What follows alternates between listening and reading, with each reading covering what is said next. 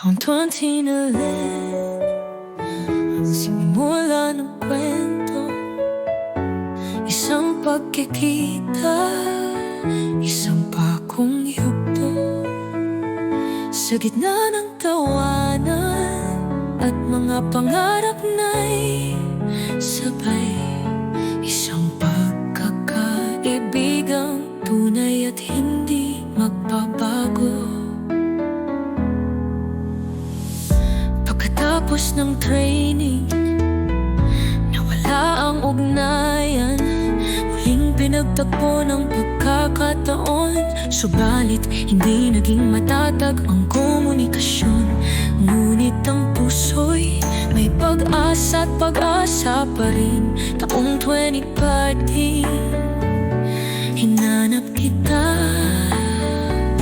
Ngunit ang komunikasyon hindi pa rin ganap na matatag.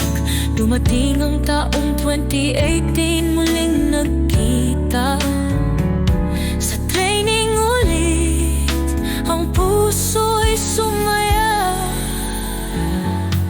Mula noon, ang komunikasyon ay hindi na huminto. Isang pagkakaibigang mas matatag pa kaysa sa bato. Maraming pagsubok ang ating pinagdaanan, ngunit ang pagkakaibigan hindi natin pinabayaan. Sa gitna ng unos, tayo'y nagkaisa. Isang pagkakaibigang tunay at hindi mapapantayan. 13 taon na ang ating paglalakbay. Sa bawat pagsubok, tayo'y nagkasama at pinagtibay. Pinaghiwalay man ng panahon, ngunit pinagtagpo muli.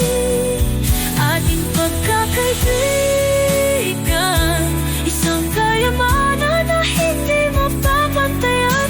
Salamat sa taong 2024, nakasama kita sa saya at lungkot ng buhay. Sa taong 2025, bagong yugto'y darating.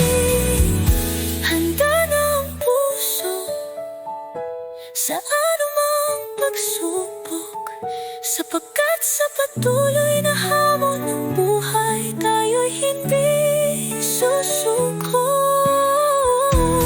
13 taon na ang ating paglalakbay. Sa bawat pagsubok, tayo'y nagkasama at pinagtibay.